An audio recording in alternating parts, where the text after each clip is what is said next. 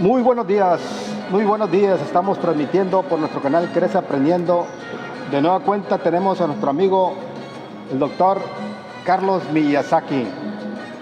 Doctor, ¿cómo ha estado? Pues yo de maravilla, ¿verdad? Como siempre, ¿no? Listo, con Gracias, todas las hormonas de la felicidad, Eso, ¿verdad? doctor, eso, muy bien, doctor. No, pues sí, las hormonas siempre van a hacer que le dé esa ok. emoción que usted tiene. Sí, un saludo para tu auditorio. Entiendo yo que este es una producción para radio y televisión digital. Definitivamente, doctor. Sí. Gracias por aceptar estas entrevistas que usted bien mencionó, que van a ser todas relacionadas con creencias, ¿verdad? Sobre la diabetes. Y en este caso particular, pues ya la vez pasada, hace 2 semanas, estuvimos transmitiendo, ¿verdad? La primera creencia, Sí. que fue relacionada prácticamente la creencia de que todos pensamos de que la diabetes es incurable. Y la vez pasada usted nos dio muy buena información muy completa de lo que usted dice. Usted ya ha demostrado que la diabetes de alguna manera es curable hasta cierto nivel de porcentaje. Sí. Y hablaba de un 95%. Sí, nos referíamos precisamente a eso, el 95%, porque es el estilo de vida el que está determinando precisamente la aparición del problema, ¿no? Excelente, sí, muy bien. Y ahora, doctor, tenemos un tema, la segunda creencia, una creencia que también estamos considerando en este día de viernes, que ¿es correcta la creencia que la diabetes es genética? Sí. Es una pregunta que me llamó la atención, ¿verdad? Porque todo el mundo pensamos, sí, ahorita usted no lo va a decir, ¿verdad? Todo el mundo pensamos muchas cosas acerca de la que la diabetes es genética o hereditaria. Sí. Doctor, antes de empezar el tema, me gustaría que la gente supiera, retomáramos un poquito, aunque sea algo rápido. Habló usted de 2 tipos de diabetes y una tercera que le dio mixta. ¿Nos puede recordar, por favor, en qué consiste cada uno de los tipos de diabetes? Sí, bueno, cuando hablamos de diabetes, de los tipos de diabetes, nos estamos refiriendo principalmente a las 2 que usualmente se consideran por la norma internacional, que es la diabetes tipo 1, en donde hay algún daño en el páncreas y puede haber un faltante en la producción de la hormona insulina, y la diabetes tipo 2, ¿verdad? Que en donde pues no se puede decir que no hay un daño en el páncreas y que tiene que ver más con el estilo de vida principalmente, o sea, con el tipo de alimentación, los horarios de alimentación, fundamentalmente, ¿verdad? Y a esto se agrega también lo del estrés o digamos un tipo de vida donde se acostumbra el desvelo, y entonces todo eso incide, ¿no?, en la aparición de esa diabetes tipo 2. Y tenemos una diabetes, yo la he catalogado como mixta, aunque formalmente la comunidad médica no lo maneja así, no considera la mixta, pero para mí sí, porque he analizado que requiere que haya una tipificación especial para la mixta, porque el tratamiento es muy diferente. Entonces, si algún padecimiento requiere un tratamiento diferente, entonces vale la pena clasificarla o tipificarla de otra manera para que pueda manejarse de la manera más correcta, ¿no? Y entonces, en esa diabetes tipo mixta, sí, es una diabetes tipo 2 que por tratamientos inadecuados y alimentación inadecuada durante muchos años, llega un momento en que se funde el páncreas y entonces empieza a haber una falla en la producción de insulina, entonces se agrega a la diabetes tipo 2 una falla en el páncreas, aunque es parcial, 25%, no llega al 50%, ¿verdad? A diferencia de la tipo 1, en donde hay una preponderancia de la falla en más del 50%. Se puede decir que así es como hago la diferenciación. O sea, si hay menos del 50% de falla en el páncreas, en la producción de insulina, nos estamos refiriendo a una diabetes mixta. Si hay más del 50%, entonces definitivamente es una diabetes tipo 1, ¿verdad? De origen, ¿no? Muy bien, doctor. Y entonces no sé si eso aclara. No, excelente. Sí, aquí era retomar un poquito de lo que Sí. la vez pasada habló usted de los tipos de diabetes. Y ahora sí, hablando de la parte genética, doctor. Hablamos de la parte genética, del concepto de qué es genética para toda la gente que nos ve, para que nos diga qué es genética, porque decimos, todo el mundo lo creemos que es bien entendido, pero ¿dónde viene la palabra genética? Y lo relacionamos con herencia y todo eso, ¿no? Sí. ¿Qué es genética, doctor? Sí, bueno, o sea que, mira, nosotros tenemos la creencia, porque así nos lo enseñaron desde la escuela, desde las escuelas, de escuela básica, la escuela primaria, y posteriormente también en los estudios secundarios, en el bachillerato, y aún en la profesional, incluyendo las escuelas de medicina u otras escuelas relacionadas con la salud. O sea, nos enseñaron de que la genética tiene que ver prácticamente en todas las enfermedades. Entonces, si hay, digamos, un gen determinado con una composición de ácido nucleico, ¿verdad? Entonces, quiere decir que ahí de alguna forma se suponía que había un determinismo, pues. O sea, si alguien te traía genes para tal padecimiento, tenía forzosamente que padecer esa enfermedad, ¿no?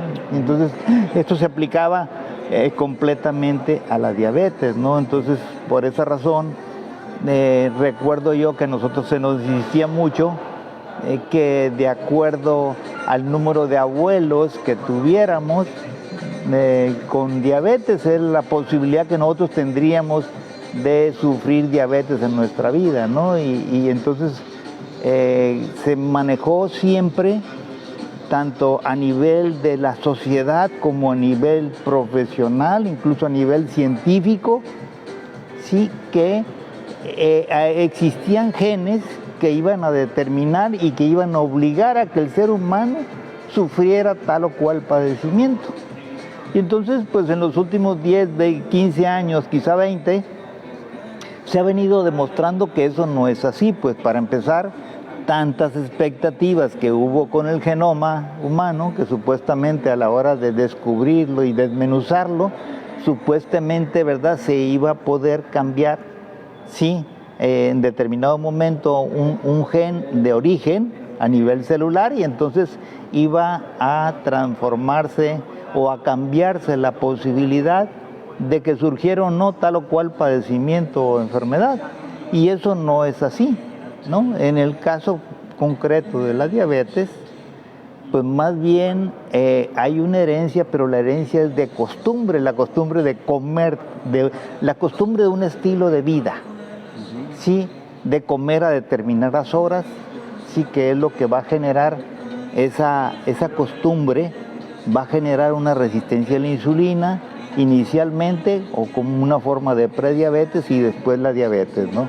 O bien la costumbre de comer tales y cuales alimentos, sí, que o contienen muchos azúcares en forma exagerada, o bien alimentos que se transforman en azúcares, y entonces eso lleva a que haya una sobrecarga en la función del órgano del páncreas, y entonces aparece lo que se llama, ¿verdad?, una resistencia a la acción de la hormona insulina producida por el páncreas, ¿no? Entonces ahí eso en realidad, eso es lo que se hereda, pues. O sea, se hereda la costumbre, por ejemplo, de comer capirotada. Pero si tú recuerdas, la capirotada de hace 20 años, pues muy distinto, no es la misma de la capirotada de ahora, porque la capirotada de ahora tiene, sí, una composición química diferente, menos natural, sí, más química. En ese sentido, todos los químicos, sí, van a causar algún nivel de intolerancia en el organismo, sobre todo en el hígado, y entonces eso lleva a que el organismo, el hígado se enoja porque no le cae bien ese químico, y entonces empieza a producir azúcar aunque coma poquito, ¿no? Y entonces eso ya es una es una condición, ¿verdad?, que va a favorecer la aparición de la enfermedad o del padecimiento. Y bueno, aparte de eso, que ya no se endulza como antes con sacarosa, la sacarosa de la caña de azúcar normal, sino que pues ahora prácticamente todas las azúcares vienen ya compuestas, son procesadas, sintéticas, incluso a veces hasta peor tantito cuando las quieren hacer light, entonces les meten endulzantes artificiales que van a agravar el problema, ¿no? Y entonces por esa razón, entonces ese hábito o esa costumbre de comer capirotada ya hace 20 años no nos hacía daño, pero ahora sí, ¿verdad? Nos causa un gran daño, pues, ¿verdad? ¿Por qué? Porque pues sobre todo cuando tenemos la facilidad de comer no una sola vez, porque conservamos la capirotada y estamos comiendo capirotada no un día, sino comemos toda la semana, ¿verdad? Varios al día. O toda la mañana, o toda la cuaresma, como ¿no? lo agarramos ya, doctor, ¿no? Constante durante el día. Entonces, esa es la cosa, ¿no? Y lo mismo sucede con los diferentes alimentos, pues, ¿no? Por ejemplo, lo que decíamos de la tortilla, sí, o sea, nosotros somos tortilleros, sí, aquí en países como nuestro, no podemos, nos cuesta dejar, es el hábito, nos cuesta dejar de comer tortilla. El problema está en que la tortilla desde hace 15 años, aquí en el caso de México, sí, ya se le agregó un componente de harina de trigo, ¿no? Por razones económicas y para no subir los precios de tortilla en momentos de escasez del maíz, además de que el maíz ya no es el mismo de hace 20 años, pues, o sea, es un maíz ya que surge de la semilla, no es un maíz criollo que se llama, ¿no? Como era antes, ¿no? Doctor, ahorita prácticamente usted ha dicho cosas muy importantes acerca de lo que es la genética. Aquí un poquito me llama la atención a mí, ¿verdad? Obviamente quisiera de alguna manera entenderlo más un poquito, ¿verdad? Porque la verdad yo lo veo como que son cosas que uno a veces las menciona muy común, muy constante, pero ¿qué es un gen?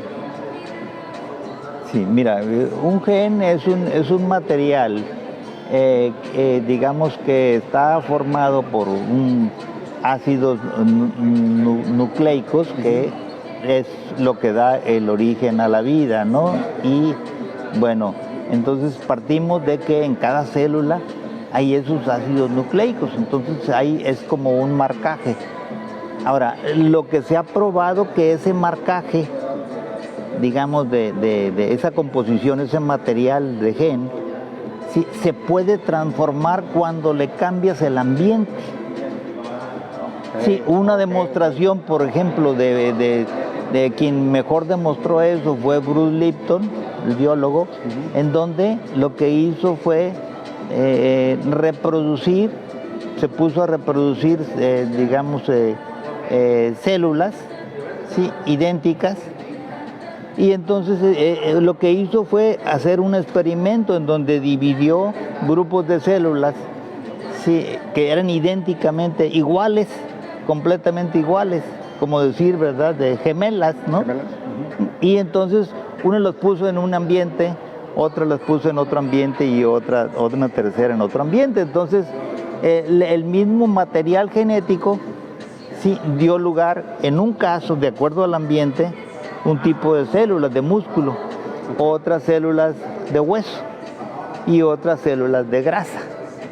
Sí, de acuerdo a la composición del ambiente. Entonces, ¿qué quiere decir? O sea, de ahí surge la ciencia llamada epigenética.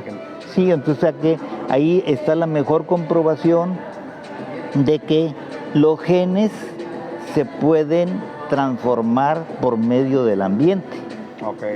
¿No? Y de ahí viene, si nosotros cambiamos el ambiente de alimentación, de vida, lógicamente nuestros genes van a cambiar célula por célula. Entonces, en ese sentido, sí está probado que las personas que tienen como antecedentes familiares de diabetes, ¿sí? No están obligados a sufrir diabetes, sino que si ellos cambian su estilo de vida, ¿sí? Entonces va a haber una condición desfavorable para la diabetes. Y entonces por eso va a corregir su problemática de diabetes y no tiene por qué transmitirla, y ya los genes son otros. Desde el punto de vista material, ya es un gen diferente porque cambió el ambiente. Okay. O sea, prácticamente una mamá que tiene un hijo, sus genes son propios de él. Así es. No son de este... Bueno, incide, ¿no? Incide, por supuesto, pero no quiere decir que eso sea eterno. Por ejemplo, bueno, aquí hay un peso de la genética en determinado momento cuando hablamos de los casos de diabetes tipo 1, por ejemplo, ¿no? En donde decimos que el 1% de las personas con diabetes, sí, ahí sí incide la genética, sí, pero no es el grueso de los casos. Okay. Tiene más peso el ambiente. Okay.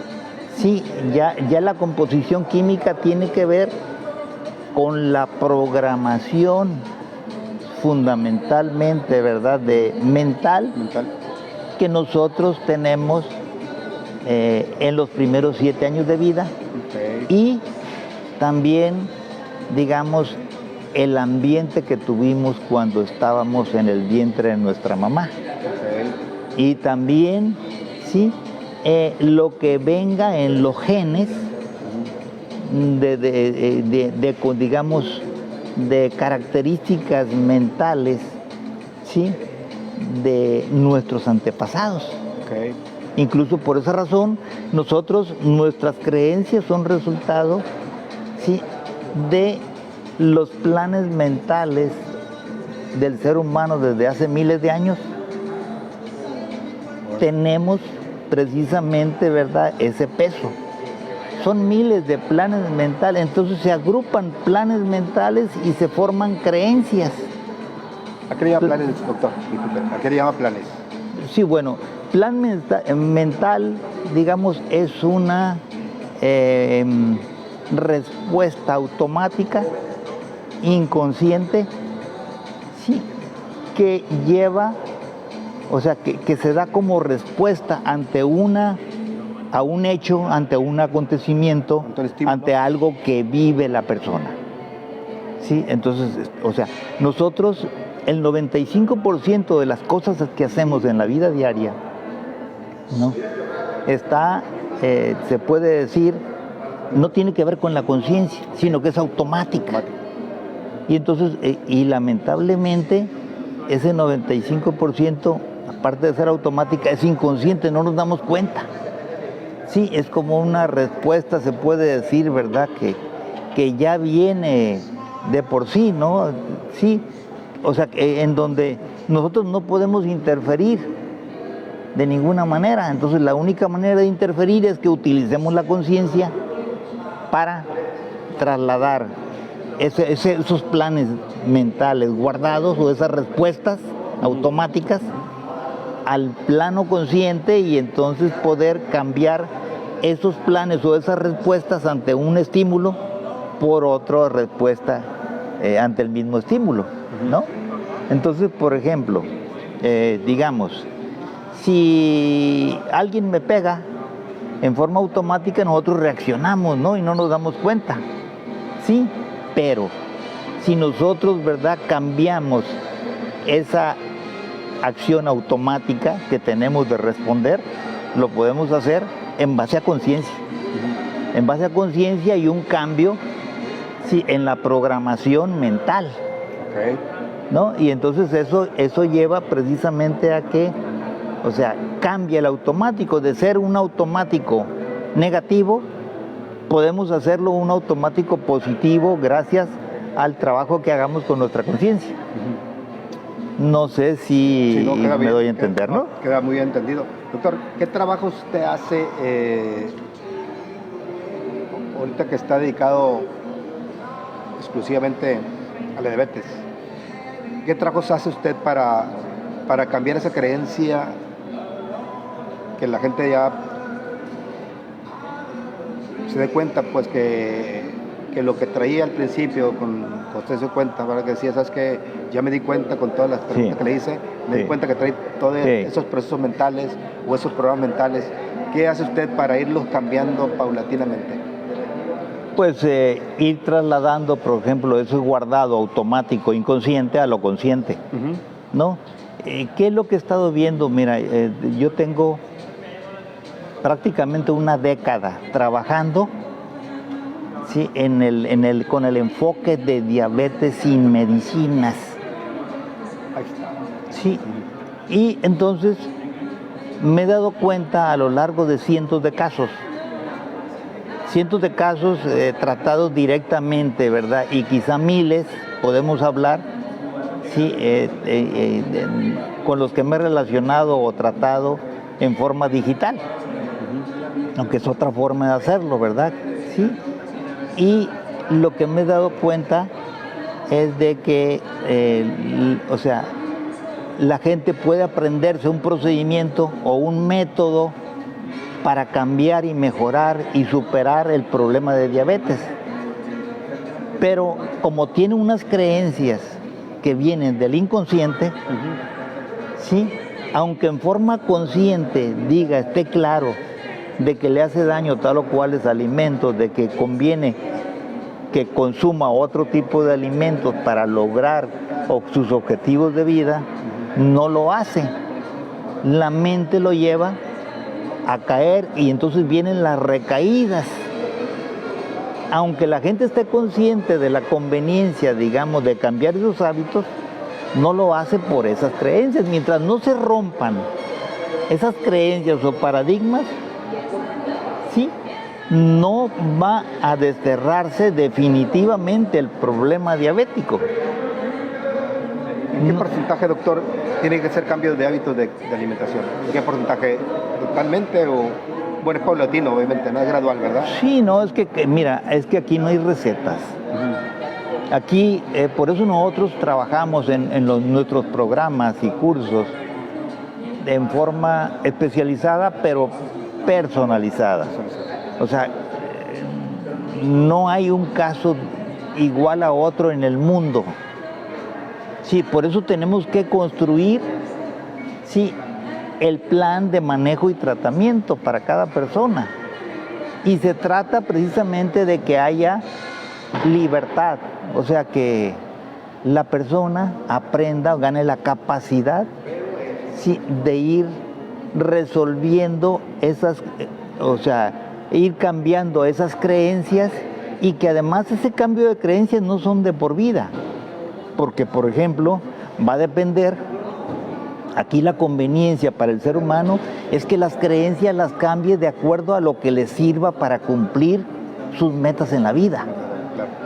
Sí, que las metas nuestras pueden ser en los próximos 5 años unas, y a lo mejor para dentro de 10 años van a ser otras. Entonces, en ese sentido, nuestros hábitos deben de cambiar también. Entonces, precisamente lo que nosotros enseñamos es que la persona gane la capacidad de estar construyendo ellas mismas, la misma persona, ¿sí?, esas creencias que le ayuden, ¿sí?, a llevar una serie de hábitos que la conduzcan o que le favorezcan el cumplimiento de su misión en la vida.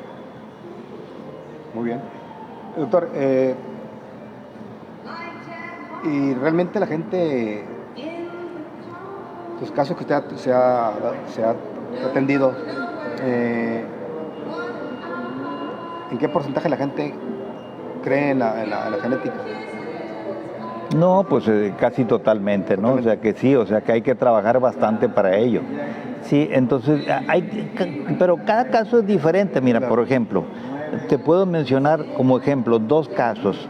Una persona que traté hace un par de años, que, bueno, ella es originaria acá de la región, pero que hizo gran parte de su vida en los Estados Unidos. Entonces, con ella, por ejemplo, tardamos en resolver su problemática de diabetes 18 meses. ¿Por qué? Porque tenía tan arraigada una creencia, sí, se comía un tamal todos los días, no podía dejar de comérsela, ese tamal, ¿no? O sea, Sí, es algo que a lo mejor adquirió, digamos, desde muy pequeña, desde los primeros años, ¿no? Y entonces tenía ese hábito tan arraigado, es como diríamos, una tendencia inconsciente, sí, o un vicio, ¿verdad? Y entonces por esa razón no lográbamos resolver su problema, ¿verdad? De diabetes, ¿no? Y entonces porque no encajaba pues en ningún plan. Esa persona no le daba crédito al tamal, le daba crédito a la herencia. Sí, claro, así es. Sí, así es, no lo puedo cambiar. Pues, lo que haga por cambiar mi estilo de vida no va a favorecer. No lo va a cambiar. O sea, sí, supuestamente. Pero hubo un hecho que la hizo cambiar. ¿Cuál fue, doctor? Sí, el hecho es que estando en los Estados Unidos en uno de sus viajes, se pegó un atrancón en una fiesta. Y entonces la señora terminó en terapia intensiva de un hospital. O sea, se fue de paso. Ya. Sí. Entonces, vea lo que es, ¿verdad? El impulso de la sobrevivencia, ¿no? Y entonces, bueno, ya afortunadamente se salvó. No tuvo problema. Salió, la dieron de alta del hospital, sí, con su paquetón de medicinas y su insulina y todo. Y no me dijo nada a mí, no se comunicó conmigo. Y entonces pero se aplicó, como teníamos como año y medio, sí, un poco menos de año y medio, que habíamos estado trabajando. Entonces lo que hizo fue aplicar lo que había aprendido. Dijo, y entonces cuando le voy a hacer caso a cuando llegó conmigo, sí, ya venía sin medicina y sin insulina. Es lo que iba a preguntar, la medicina no la consumió. No, o sea, bueno, lo hizo temporalmente, pero en la medida que se fue aplicando, ¿verdad? Con todo, y dejó de comer el tamal. La boca, voy a hacer dejó de comer el pidió, y ya después voy con él para que no me vea. Ok. En cambio, por ejemplo, hace un par de semanas tuve una persona, sí, también acá de la región, que pues él ya apareció incluso con trastornos cardíacos. Sí, ya su nivel de desarrollo pues del padecimiento era alto, sí, y máxime que hubo relación con factores que tenían que ver externos como lo del COVID, entonces ya se complicó.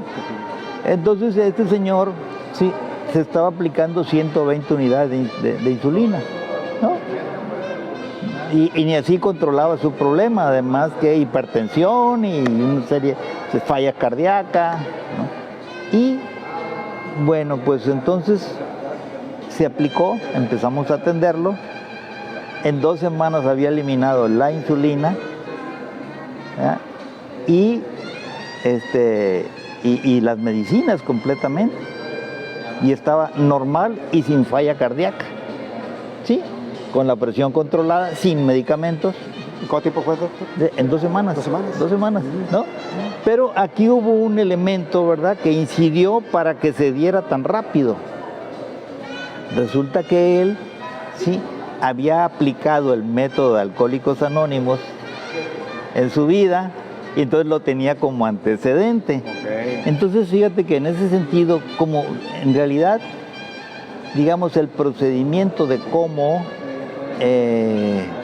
cambiar, sí, precisamente esa mentalidad, esas creencias, esos hábitos, sí, nos apoya mucho, sí, ejercicios como los de Alcohólicos Anónimos, que si bien no tienen un respaldo científico, porque la ciencia nunca le ha hecho mucho caso a esos procedimientos, pero veamos lo que ha sucedido en un siglo, a cuántos millones de personas no ha beneficiado el trabajo de Alcohólicos Anónimos, ¿no? ¿Qué tipo de ejercicios hizo esa persona?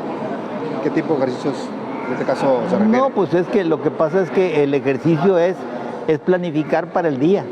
¿Qué es lo que hace un alcohólico anónimo? Sí, tiene como objetivo, sí, cumplir 24 horas sin alcohol, ¿no? Sí, y entonces eso genera una de las hormonas de la felicidad, que es la dopamina. Cuando alguien logra un objetivo, por eso es una de las hormonas, ¿verdad?, que tendríamos que buscar su producción en nosotros mismos, ¿no? O sea, el conseguir objetivos nos va a llevar forzosamente a producir dopamina, una de las hormonas de la felicidad, ¿no? Al igual que se ocupan otras, digamos, estimular la producción de otras hormonas también que tienen que ver con la felicidad, como es la serotonina, como es la oxitocina y como como es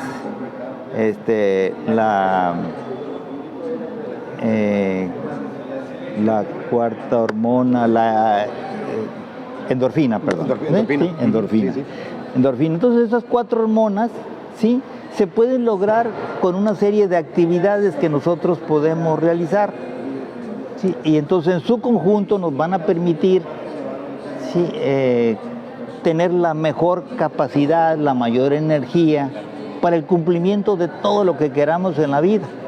Entonces, si nosotros, digamos, lleváramos a la práctica eso, ¿no?, pues día con día vamos a mantenernos al cabo de un tiempo. Fíjate que hay una demostración, ¿verdad?, que con lo que hacen los Alcohólicos Anónimos. El programa de Alcohólicos Anónimos normalmente dura alrededor de 3 meses. O sea, es el tiempo más o menos que se ocupa. Un hábito. Primero para modificar un hábito, ¿no? Primero se decía que 21 días, ¿no? Sí. Sí. Después hubo comprobaciones más científicas que dijeron que 66, pero pongámosle, ¿verdad?, entre 2 y 3 meses. En el caso de Alcohólicos Anónimos siempre llevaban sus programas con ese tiempo. Y entonces por esa razón es que resultaban efectivos. O sea, en ese tiempo ya se podía modificar. O sea, algo que se repite, que se hace, que se hice durante 3 meses, se puede decir, se va a convertir en automático y entonces cambia nuestro chip cerebral. O sea, requiere tiempo, mientras más dura mejor. Así es, ¿no? Así es. Ahora, la actividad es la que va a marcar, sí, el cambio mental. ¿No? Porque si solamente lo queremos hacer como esfuerzo mental, como tal, pues entonces quizá no vamos a lograr ese objetivo, ¿verdad? Entonces tenemos que llevarlo, sí, a lo que es la práctica diaria concreta, ¿no? Y entonces en esas direcciones que trabajamos para cambiar los hábitos, ¿no? Igualmente con la alimentación. ¿Cuáles son los 4 factores que más inciden en la aparición de la diabetes? ¿Cuáles son, doctor? ¿Sí? Alimentación, sí, inadecuada, horario de alimentación, sí, estrés y el desvelo. ¿Desvelo? ¿Desvelo se refiere? Sí, a no dormir las horas suficientes. 7 horas continuas, que es el requerimiento, ¿verdad?, del ser humano, continuas, porque tenemos 4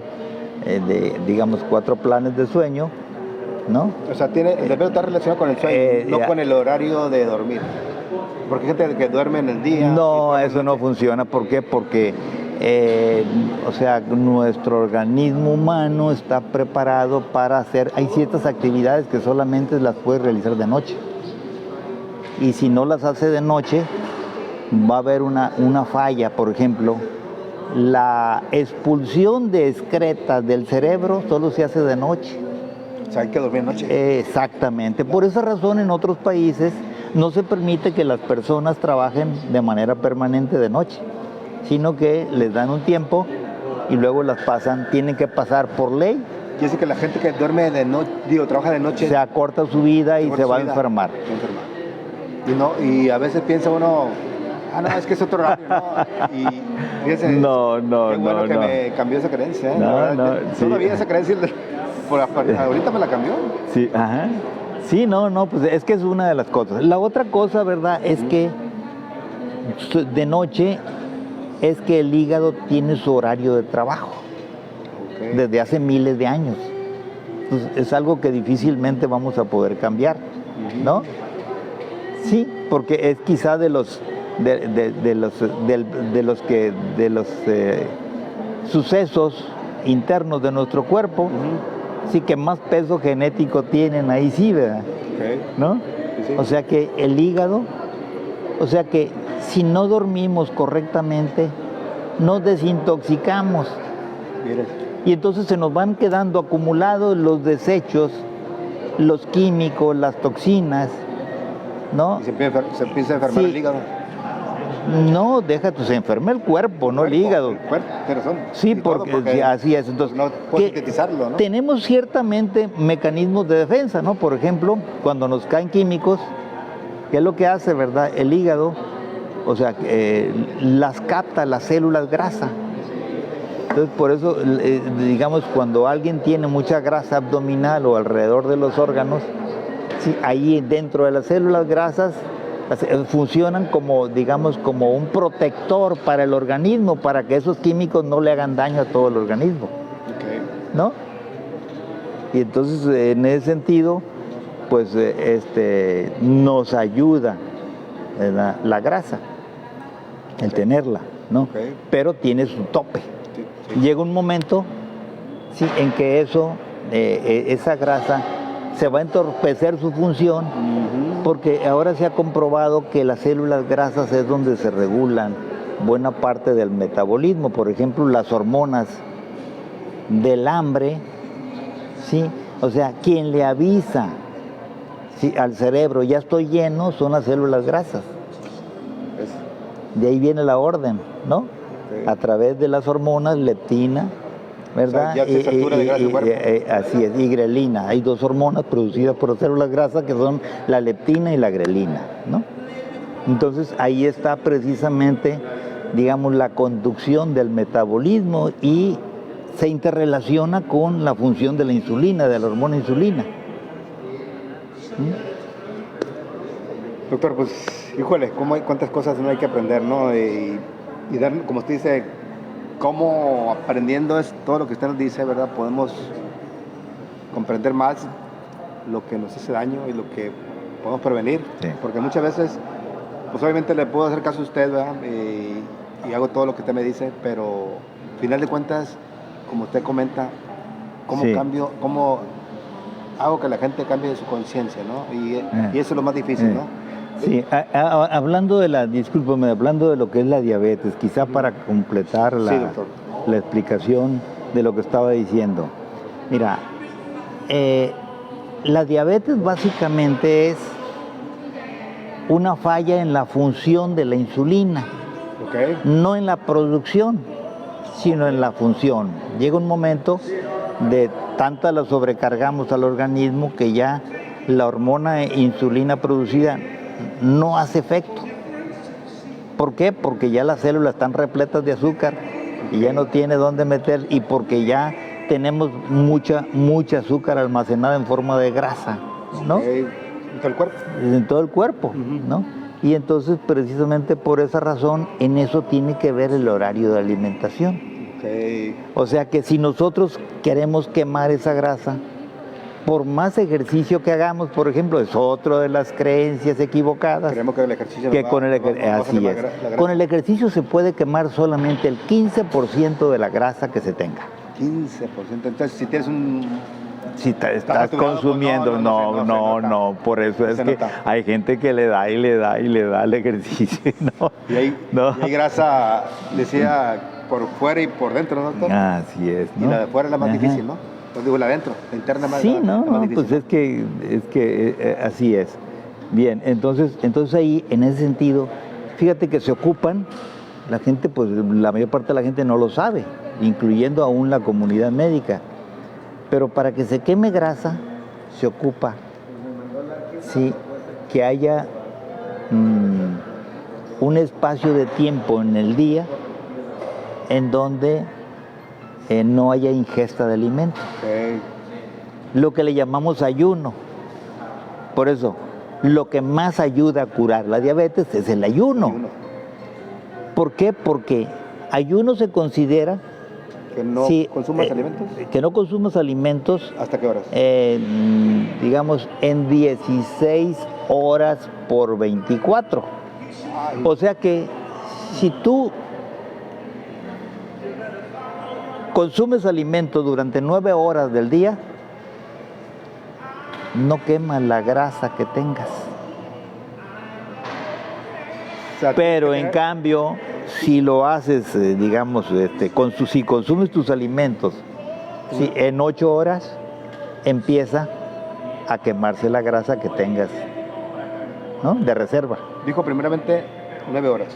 ¿Sí? O sea, 9 horas no funciona. No funciona. O sea, ¿qué significa 9 horas? ¿Qué significa? ¿Qué quiere decir? Que el horario más saludable de alimentación es mantenerlo en 8 horas o máximo Entre o menos. De una hora. No, en total. O sea que de las 24 horas se tengan 16 horas sin comer Ok. Nomás 8 horas. y en 8 horas comer lo que se quiera, Ahora ¿no? quiere decir que tienes que comer, por decir algo, desayunar, por decir algo, a las 10 de la mañana hasta las 6 de la tarde. Exacto, último alimento. Último alimento. Sí, pues es que toma en cuenta cómo ha sido la vida del ser humano a lo largo de su historia, ¿no? Como usted dice, ahí Sí. están las creencias que estamos prácticamente dándole importancia a otras cosas, ¿no? Como dicen, todo lo que Sí, nos han dicho. así es. Que tenemos Y, que entonces, hacer. y aquí, por ejemplo, para corregir ese problema, ¿verdad? Para quemar esa grasa por más medicinas, por más vitaminas, por más cosas, por más de ejercicio que se haga, no se va a lograr si no se hace lo de Ahí está una de la reducción del horario. Quiere decir que usted tiene las soluciones claves, ¿no? Tiene bien claro las cosas que se ocupan sí, y son claves, son de, dijéramos, sí. que a veces ni idea tenemos. ¿Desde cuándo el ser humano come 3 veces al día? Toda la vida. No, ¿cierto? Bueno, No, entonces desde la época prehistórica, ¿verdad? Comía a la hora que No, pues sabes, el ser humano está acostumbrado, está preparado su organismo para comer una vez al día, incluso dejar de comer hasta 3 semanas. Sí. Híjole, me crees, yo te dije comer 3 veces al día, ¿no? Sí, no. Entonces, lo de las comida 3 veces, incluso ni siquiera en la Edad Media no se comía 3 veces al día. Máximo se comía 2 veces. Ese. Y yo terco, ¿no? 3 veces al día. ¿Verdad? Y entonces es con el capitalismo, ¿verdad? Con la producción industrial. Puro mercadotecnia. Entonces, ¿verdad? Que se aumentó 3 y ahora se habla de que hay que comer en los planes de salud. Las instituciones están hablando de comer 5 veces, ¿no? 5 veces. O sea, no fuera tanto problema el comer 5 veces, toda vez que se respetara lo de los horarios. Exactamente, ¿no? Sí, como dice, el problema está que cenamos hasta las 12 de la noche. Y desayunamos. Por eso es que, mira, cuando yo estudié en la escuela primaria, había 3 compañeritos de 600, 3 compañeritos de escuela primaria gorditos. Los demás estábamos flaquitos, ¿no? Y ahora es al revés. Vamos a encontrar en una escuela de 600 a lo mejor 3 flaquitos. Cambiado, Y ¿no? todos, pero ¿por qué Es razón? normal que esté gordito ahora, ¿no? Antes, imagínense, los gorditos se dijo, son... Entonces, igualmente, por ejemplo, ¿verdad? Cuando hablan de diabetes en niños, no, es tipo 1, porque es en niño, no. Es que al niño ya se le está empezando a dar desde el año de edad, sí, alimentos que lo van a hacer diabético. O sea, rápidamente ¿Sí? llega la diabetes tipo 1.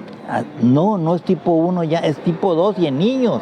Okay. O sea que por eso yo manejo ahí, hablo sobre otra creencia, la creencia que la diabetes juvenil siempre es tipo 1 y no es cierto.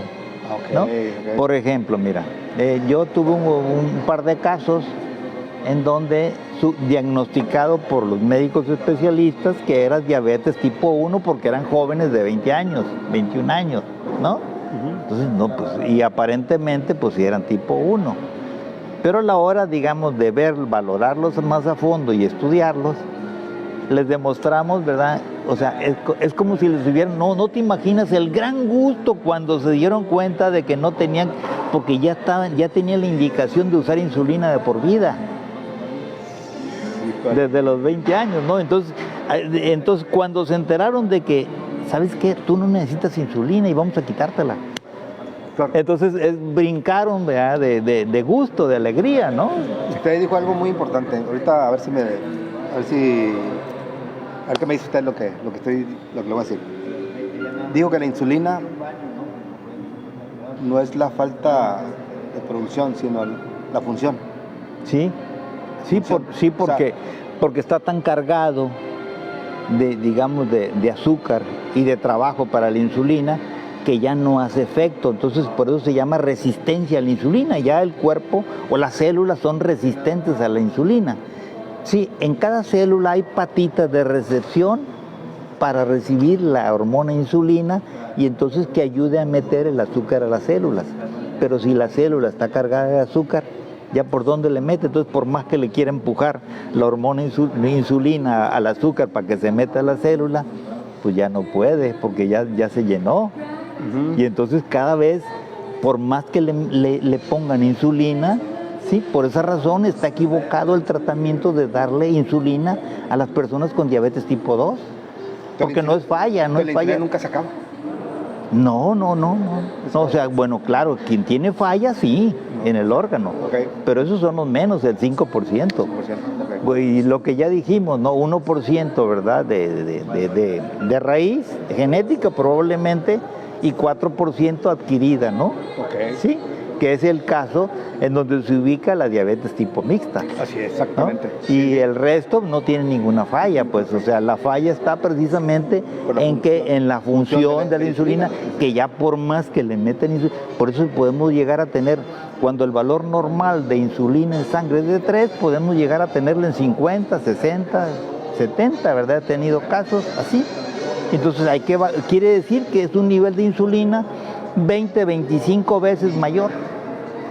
Hasta que ese nivel de insulina llega un momento en que el páncreas revienta y entonces empieza la falla. Usted trabaja prácticamente en la prevención, ¿no, doctor? En el cambio de hábitos, prácticamente para cambiar. Sí, no, es más de hecho. Ahora, hay una cosa que también hay que considerar ahorita. Sí, que antes pensábamos que las enfermedades del corazón y enfermedades neurológicas aparecían en personas con diabetes ya bien desarrollada y establecida, que los infartos aparecían en las personas con diabetes. Ya se comprobó que no. Basta la falla de la insulina en su función, ¿sí?, para que aparezca el infarto. ¿Ya con eso?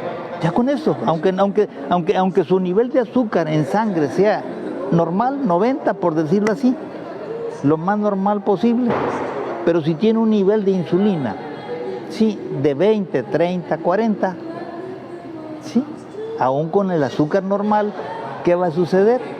Puede tener un infarto. ¿Por qué razón? Porque la causa de los infartos ya se comprobó que está en el número de partículas, sí, de LDL, colesterol que existe en la sangre. Y esas partículas tienen relación con el nivel de insulina. Doctor. Entonces, si nosotros mantenemos un nivel de insulina baja, las partículas van a bajar y hasta casi desaparecer, ¿no? Eso es lo que tendríamos que hacer para prevenir los infartos.